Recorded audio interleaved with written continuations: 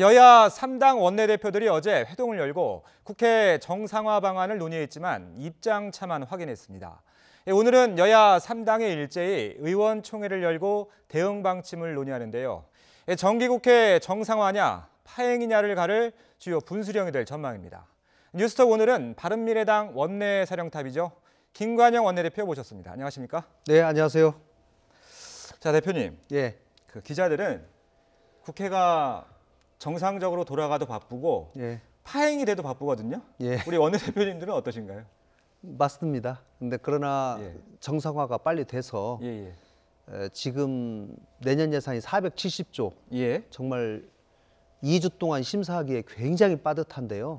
이거 빨리 심사하고 또 법안도 중요한 민생 법안들 빨리 심사해서 통과해야 되기 때문에 사실 마음은 급한데 또 한편으로는 이 고용세습 채용비리에 관한 문제가 너무 중요하기 때문에 청년들의 불공정 문제로 인한 좌절감을 해결하기 위해서는 반드시 국조가 필요하다라고 하는 생각이고요. 저희들이 청와대의 그 임명 강행, 인사 문제에 대해서 세 가지를 요구했지 않습니까? 대통령 사과, 조국 민정수석 이렇게 했는데 결국은 지금은 국정조사만 받기만 하면 우리가 정상화하겠다. 그것도 시기를 물러서신 거죠? 시기를 민주당에게 당신들이 정하시오.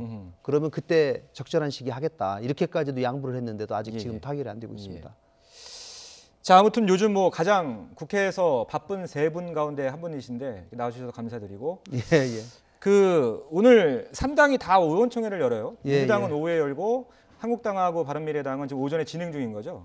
오늘 의원총회에서 우리 대표님께서 모두 발언 내용을 제가 조금 전에 봤더니 특단의 결정을 고민하겠다. 고민이 끝나셨습니까? 네, 한참 논의하다가 제가 지금 도중에 나왔습니다만은 아마도 많은 의원님들이 이 채용비리 국정조사를 민주당이 끝까지 거부한다면 정상적인 이 국회 정상화는 어렵다라고 하는 점에 대해서 공감을 하고 있기 때문에 민주당이 다시 한번 합리적인 이성적인 판단을 하기를 촉구합니다. 한국당은 지금 사실상 보이콧 방침인 것 같은데 같이 보조를 맞추시는 건가요, 그러면? 민주당이 끝까지 거부한다면 국회가 정상적으로 진행되기 어렵다고 생각합니다. 보이콧이라는 단어는 쓰지 않겠지만 정상적으로 작동하지는 않을 거다. 알겠습니다. 자, 어제 이 원내대표 회동이 결렬된 핵심 이유 가운데 하나는 바로 공공기관 채용비리 국정조사 실시 여부였는데요. 홍영표, 김성태 두 여야 원내대표의 발언 듣고 질문 이어가겠습니다. 고용세습 국정조사를 안 하겠다는 것도 아니지 않습니까? 감사원에서 전수조사를 하고 아마 철저히 밝혀낼 겁니다. 그러면 그걸 놓고 고용세습, 취업비리가 조직적으로 발생했는지 이런 것을 따져보는 국정조사를 하는 것이 훨씬 더 생산적이지 않습니까? 예산과 민생 법안을 처리할 이 중요한 시기에 그 배경이 납득이 안 됩니다. 고용세습 채용비리는 서울시 교통공사에서 시작됐습니다. 문재인 대통령이 강력한 의지를 가지고 발본색원해야 되지. 박원순 서울시장이 있는 서울시 교통공사이기 때문에 어물쩍 넘어간다. 조국 민정수석의 장관 부적격자 내정에 대한 책임을 물어도 아무런 조치도 취하지 않고 대통령 사과도 하지 않고 야권이 특단의 결심을 실행할 시기에는 국가적으로도 결코 바람직하지 않을 겁니다. 자, 대표님. 어제 이제 대표님 포함해서 새 원내대표들이 회동을 갖고 나서 이제 발언을 하신 내용들인데 결국엔 민주당에서 채용비리 국정조사 받지 못하겠다 이렇게 밝힌 거잖아요. 감사원 감사 끝나고 나서 하면 안 되는 건가요? 그러니까 지금 홍 대표님 말씀이 앞뒤가 안 맞는 것이 국정조사를 안 하겠다는 것도 아니지 않습니까? 라고 말씀하셨어요. 감사원 감사 끝나고 보자. 처음에는 10월 달 중순에 이 국정조사 얘기가 맨 처음 나왔을 때는 국정감사 끝나고 나서 본격적으로 검토를 하자. 마치 받을 듯이 얘기를 했어요. 그래서 정상적으로 쭉 진행이 됐는데 이제는 감사원 감사가 되니까 감사원 감사가 1월 말에 끝날 예정이니까 그때 가서 다시 한번 보자. 결국은 이제 그때 가서 안 하겠다는 얘기거든요. 그런데 지금 어제 보니면은 이제 국정조사를 안 하겠다는 얘기도 아니다. 이 얘기는 저희가 어제 이미 던졌습니다. 자, 그러면 정의 감사원의 감사를 끝나고 나서 국정조사를 해야 된다라고 하는 입장이라면 예. 그때 감사원 감사 끝나고 나서 국정조사 하겠다라고 명확하게 입장을 밝히고 서로 합의를 하자. 예, 예. 그러면 그 시기는 우리가 예. 신축적으로 정할 수 있고 예. 특히 민주당이 주장하고 있는 감사원 감사가 끝나는 1월 말부터 시작하자. 예, 예. 이렇게까지 저희가 양보를 했습니다. 아하. 그러니까 감사원 감사가 끝난 다음에 국정조사에 들어가도 상관이 없다라는 게 바른미래당 입장이신 거죠? 그렇습니다. 예, 그렇게까지도 저희가 어제 양보를 했는데 예, 예. 뭐 국정조사 자체를 지금 수용을 안 하려고 하는 심산이라고 저희는 판단하고 있는 겁니다. 자, 그러면은 시간 끌기라는 그런 주장이신 건데 네, 그러니까 국정조사가 왜 필요한지 말고 예, 민주당이 국정조사 카드를 받을 수 있을까요?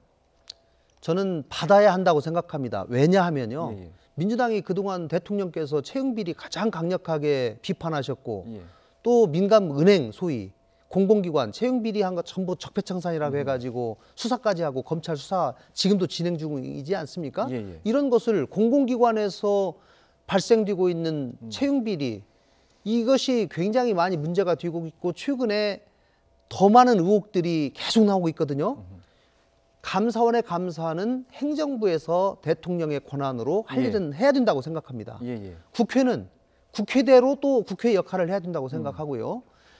이 고용세습 채용비리에 관한 문제는 문제가 뭔지 그리고 나중에 재발 방지책을 제대로 만들어야 되기 때문에 이것은 국회에서 최종적으로 입법적으로 해결을 해야 되는 국회가 마침표를 찍어야 됩니다. 예, 예. 그렇기 때문에 국회 차원의 별도의 국정조사가 필요한 것이고요. 예, 예. 저는 국민의 알 권리 차원에서도 필요하다. 알겠습니다. 자, 그러니까 시기를 좀 미루더라도 하자는 말씀이신 거고 어떻게 네. 보면 한국당과 민주당 사이에서 중재안을 내놓으신 거잖아요. 네, 그렇습니다. 결과 좀 지켜보도록 하고요. 예. 지금 또 국회 파행되면서 걱정인 게 예. 예산 정국이라 또 그렇잖아요. 지금 예산이요. 예. 470조 작년보다 9.7%가 인상이 됐고 예. 이게 슈퍼 예산입니다. 전례 없는 슈퍼 예산인데 이제 일자리 예산도 엄청 23조 원이나 지금 포함이 돼 있는데요. 예. 이것을 하나하나 심사를 해도 지금 굉장히 시간이 빠듯한데 만약에 심사가 이렇게 지연이 되면요. 예. 11월 30일이 되면 모든 심사가 중단이 되고 정부 안으로 자동 상정이 됩니다. 예. 이 열흘밖에 안 남았잖아요. 민주당 입장에서는 전혀 아쉬울 것이 없어요. 어허. 정부안이 그대로 자동 상정되니까. 그렇기 때문에 민주당은 뭐 시간은 우리 편이다. 야당이 보이콧 하려면 해라. 예. 우리는 더 이상 응하지 않겠다. 마치 지금 그런 태도를 보이고 있는데요. 사실 여당은 국정을 이끌어 가야 될 책임 있는 정당입니다. 예. 그렇기 때문에 이 문제에 대해서 진심으로 국회의 역할을 또 예산 심사에 관한 임무를 그 중요성을 생각하고 있다면 하루빨리 오늘이라도 국정조사 받고 풀어나가야 된다고 생각합니다. 예. 그런데 민주당 입장에서도 지금 그 예산안 관련해서 쟁점인 게 예산 소위 구성이잖아요. 예, 그래서 비교섭 단체 한 명을 넣느냐 마느냐. 예, 근데 비교섭 단체에 좀 속한 의원들이 28명이나 돼요. 예. 한 명 넣어줘야 되는 거 아닌가요? 저는 뭐 이 자리에서 제가 참 밝히기는 좀 그렇지만은 예. 어제 예. 3당 원내대표 회동에서 예. 국조만 받으면 예. 나머지 몇 개의 사항을 일괄 타결하자고 제가 제안을 했습니다. 예, 예. 이 예결 소위 문제, 음. 또 대법관 인사청문회가 지금 구성이 안 되고 있습니다. 예. 그다음에 청와대 여야정 협의체에서 합의된 12개 항을 이행하기 위한 실무협의체가 가동이 중단됐거든요. 예, 예. 그래서 이 세 개를 동시에 같이 일괄 타결하자. 음. 사실 정부 입장에서도 지금 대법관 구성 못하고 있다고 비판하면서 예. 국정조사만 받으면 사실 이게 다 풀릴 상황인데 이런 상황에서까지 국정조사를 거부하는 것은 저는 박원순 지키기에 혈안이 돼 있다. 저는 이렇게밖에 해석이 안 됩니다. 자, 뭐 민주당 입장도 중요한데 한국당도 그럼 그 카드를 받을 수 있을까요? 홍영표 그 김성태 대표는 뭐라고 하던가요? 제가 어제 그렇게 중재안을 냈고 예. 마지막에 김성태 대표께서 예. 그렇게까지 예. 수용을 했습니다. 아하. 그러니까 바른미래당 안에 예. 한국당도 찬성한다는 예, 말씀이신 예. 거죠? 마지막에 국정조사만 받고 또 그것도 시기는 민주당이 정해라. 예. 다만 하겠다는 의사만 오늘 합의를 하면 예. 그 세 가지도 동시에 동시 타결하겠다. 그렇게까지도 얘기를 했습니다. 아무튼 뭐 이 예산안도 묶여 있고 예, 국회가 돌아가지 않으면서 일단 지난주에 한국당하고 본회의 참석 불참하셨잖아요. 예, 그러면서 민생 법안 한 90건 정도가 볼모가 됐다 이런 비판이 있었는데 예. 여기에 대해서는 좀 하실 말씀 없으신가요? 대단히 안타깝습니다. 예. 국민들께 죄송을 한데요. 예. 제가 이제 먼저 90건이 대단히 뭐 중요한 민생 법안인 것처럼 또 민주당은 얘기를 합니다. 예, 예. 두 가지만 말씀드리겠습니다. 안 중요한 법안도 있습니까? 중요하지 않은 법안은 없죠. 그러나 시급한 법안, 예. 당장 시급한 법안을 저희가 사실 미리 다 검토를 했고요. 예, 예. 그런 법안은 없었고, 그 다음에 중요한 것은 그날 민주당과 민주평화당과 정의당이 들어가면은 통과를 시킬 수 있었습니다. 아하, 예, 예. 그리고 본인들이 그렇게 하겠다고 했어요. 음흠. 그러나 정작 그날 본회의장에 입장한 사람이 100명입니다. 예. 민주당이 과연 이거를 처리할 의사가 있었는지도 사실 저는 의문이고요. 그 다음에 그날 오전에까지도 제가 국정조사 시기는 유연하게 이거 받기만 하면 오후에 본회의에 참석하겠습니다. 예. 라고 마지막까지 제가 설득을 했었습니다. 그런데 책임 있는 여당이 그 정도의 최소한의 야당의 요구마저 거부한다면 어떻게 예. 협치를 얘기할 수 있겠습니까? 자, 아무튼 그래서 저희가 법안 얘기를 좀 더 해보면 지금 발이 묶여있는 법안이 관심이 가장 큰 법안 중에 하나가 유치원 3법이잖아요. 예, 이 교육위원장이 지금 이찬열 의원 바른미래당 소속이시기 때문에 예, 나름 또 책임감이 있으실 것 같은데 예. 근데 한국당이 사립유치원도 국정조사를 하자고 좀 들고 나왔는데 그건 좀 어떻게 보시나요? 그것은 약간 뭐 물타기 성격 아닌가요? 그런 뭐 정확한 제가 내심은 모르겠습니다. 예, 예. 그러나 사립유치원에 대해서도 여러 가지 비리 문제가 있고 예. 이것을 개선해야 되기 때문에 저는 국정조사라고 하는 것이 무슨 시혜를 베푼다, 무슨 큰 나라의 이슈를 제기한다라고 이런 차원을 넘어서 예.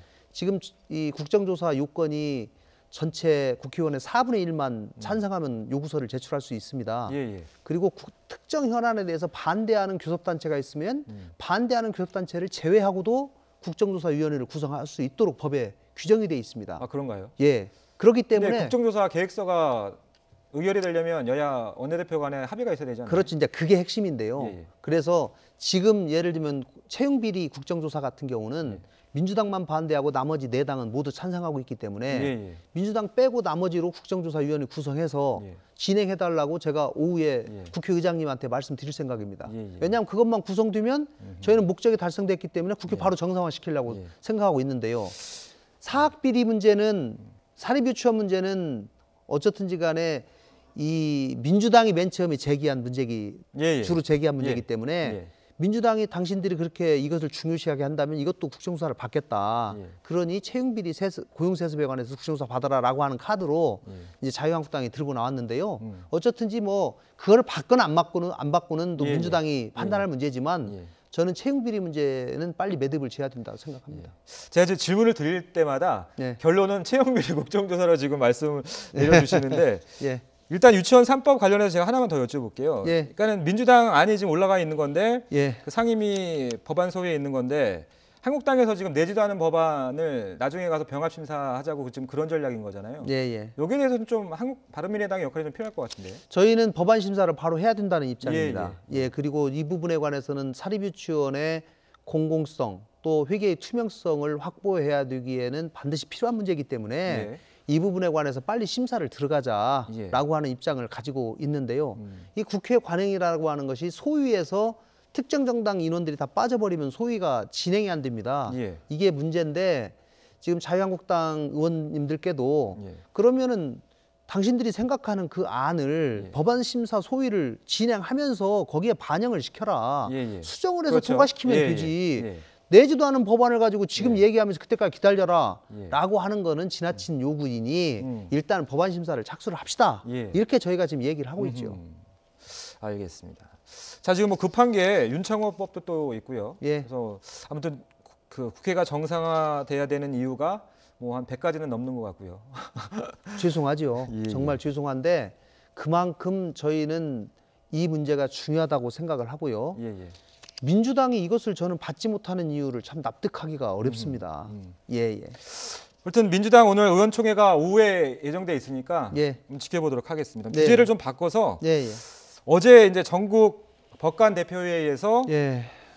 그 사법농단에 연루된 우리 현직 판사들을 사실상 뭐 탄핵해야 된다 이렇게 의견을 모은 거잖아요. 예, 예. 그리고 대표님께서 원내대표이기도 하시지만 또 법률가이시기도 하고 예. 어떻게 보셨나요?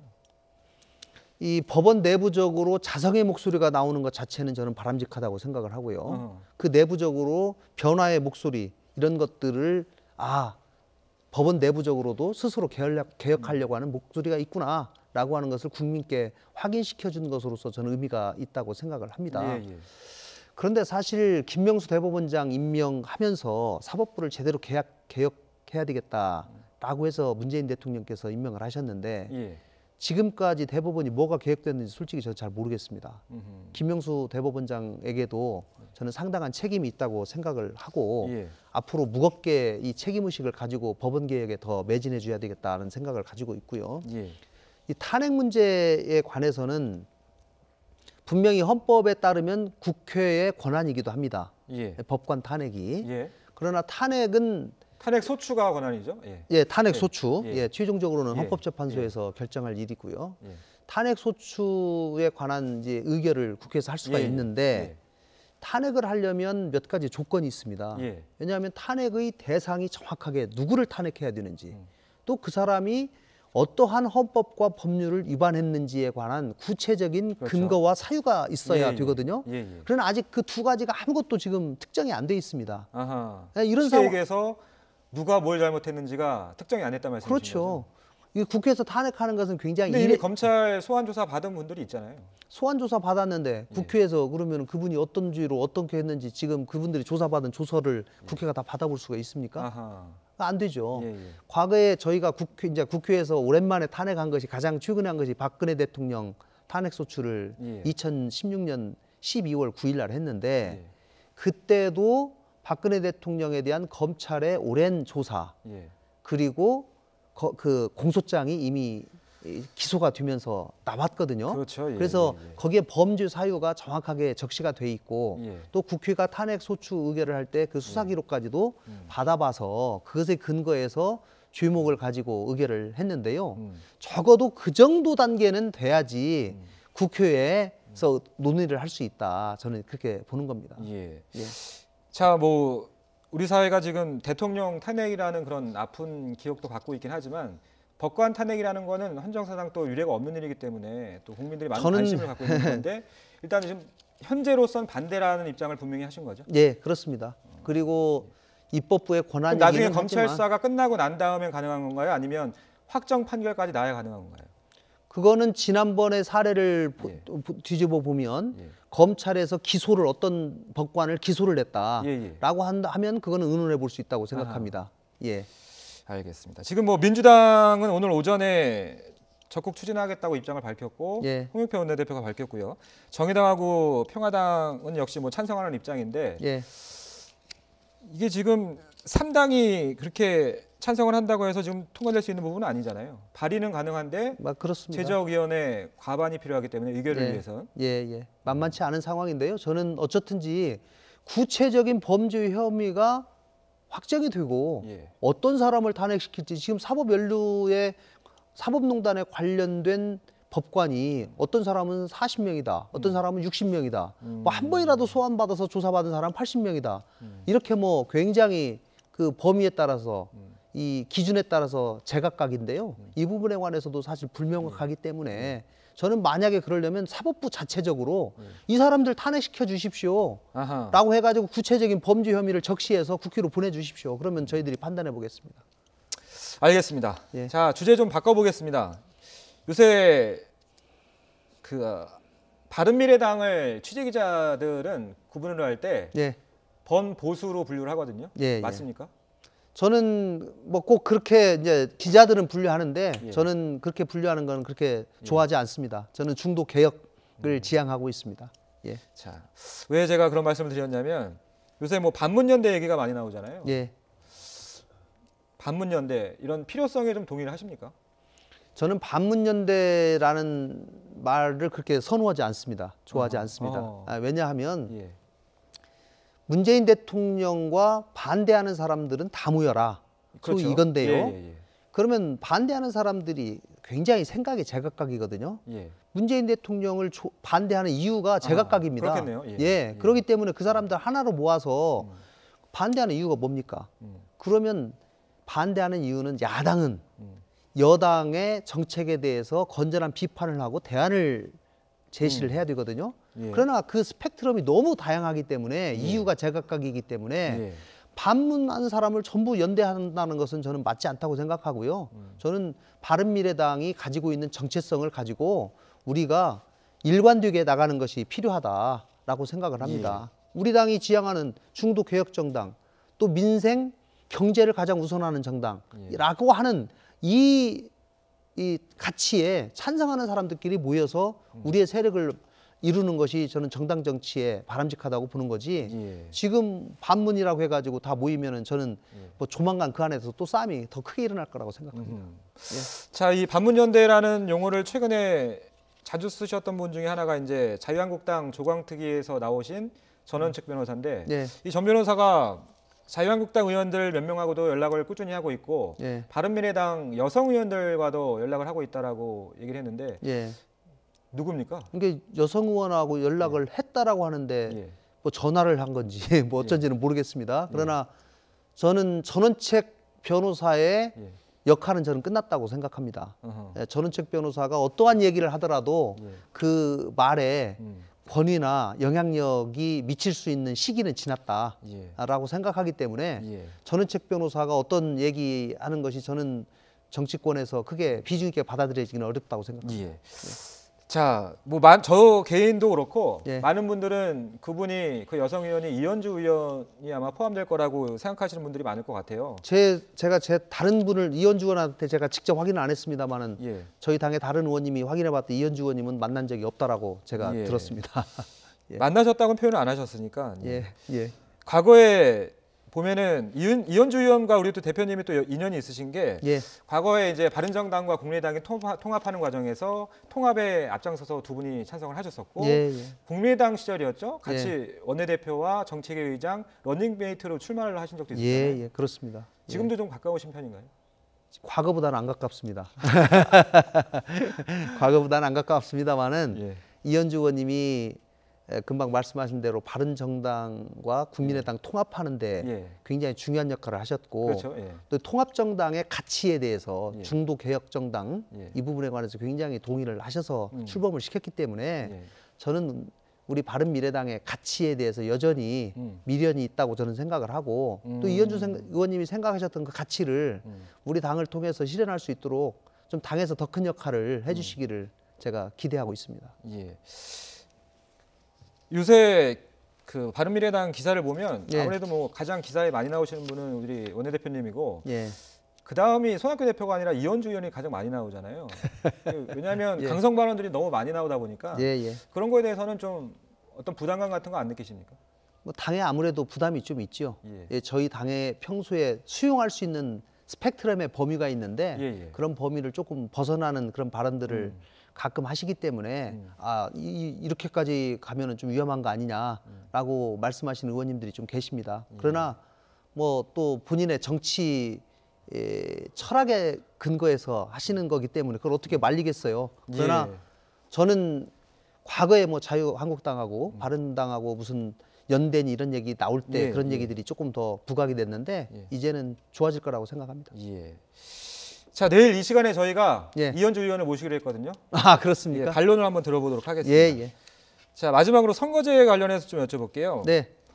얼마 전에 그 여야정 상설협의체 합의문이 나왔는데 그 합의문 초안을 작성하신 게 우리 대표님과 한병도 정무수석 간의 그런 라인이었다고 하던데 사실입니까? 네, 뭐 상당 부분 사실입니다. 그리고 그 내용 중에 보면 선거제 관련된 내용이 있잖아요. 그러니까 문 대통령도 합의를 했던 내용이 대표성과 비례성 강화. 근데 얼마 전에 이해찬 대표가 여기하고는 좀 어긋나는 발언을 한 것 같아요. 어떻게 들으셨나요? 대단히 아쉽습니다. 사실 대통령께서도 본인의 소신과 철학이 정치 철학이라고까지도 지난번 여야정 협의체 때 말씀을 하셨고 그것을 이번에 또 합의서에도 담았는데요.